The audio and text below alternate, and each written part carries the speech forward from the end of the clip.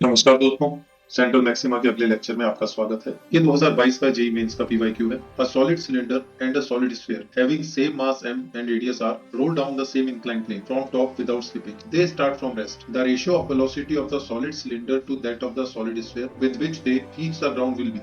Inclined plane पे pure rolling में ये तीन फोर्सेस लगेंगे, फ्रिक्शन, नॉर्मल और एमजी। एमजी के दो component mg sine theta, mg cos theta करने के बाद अगर हम बात करें एक्सेलरेशन की और एंगुलर एक्सेलरेशन अल्फा की, सो ट्रांसलेटरी मोशन की इक्वेशन अपन लगाएंगे mg sine theta minus F equal to M A. Rotational motion की इक्वेशन में टॉर्क नॉर्मल नहीं देगा, एमजी साइन थीटा नहीं देगा, एमजी कॉस थीटा नहीं देगा, क्योंकि वो सब सेंटर से पास हो रहे हैं। टॉर्क केवल फ्रिक्शन एफ देगा, F into R equal to I alpha, equation number 2। और क्योंकि यहाँ पर प्योर रोलिंग है इसलिए A equal to R alpha तीसरी इक्वेशन हो। इन तीनों को सॉल्व करने पे acceleration finally G sine theta upon 1 plus I by M R square आता है। आपको ये फॉर्मूला याद भी रखना चाहिए क्योंकि pure rolling on inclined plane एक बहुत इंपॉर्टेंट कॉन्सेप्ट है। सो एक्सेलरेशन क्योंकि G sine theta upon 1 plus I by M R square आ गया, और सॉलिड सिलेंडर है एक हमारे पास और दूसरा हमारे पास सॉलिड स्फीयर है। मास सेम है, रेडियस भी सेम है। विदाउट स्लिपिंग का मतलब है कि प्योर रोलिंग हो रही है, रेस्ट से स्टार्ट हो रही है। वेलोसिटी चाहिए। अब अगर बात वेलोसिटी की हम करें और मान लीजिए इसकी लेंथ एल है, तो वेलोसिटी के लिए हम लोग यहाँ पर लिखेंगे V square equal to U square plus 2as। That means v equal to under root of 2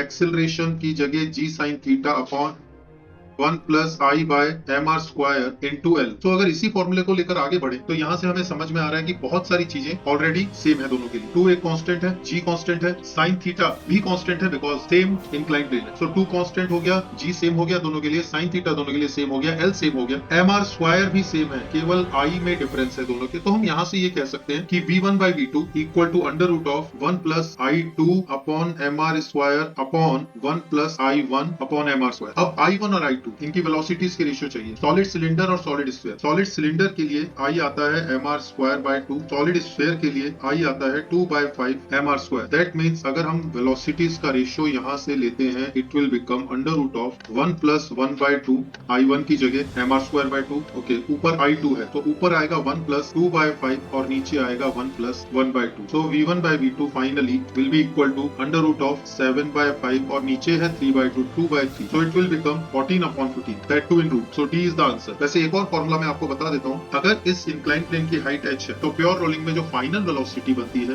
that is under root 2gh upon 1 plus I by M R square. आप डायरेक्टली इसको भी यूज करके फाइनल वेलोसिटीज का ratio निकाल सकते थे। So thank you very much for watching the video. Physics के और कंटेंट के लिए सब्सक्राइब कीजिए, अपने फ्रेंड्स के साथ शेयर कीजिए, जान लगा के मेहनत कीजिए। जय हिंद, टेक केयर।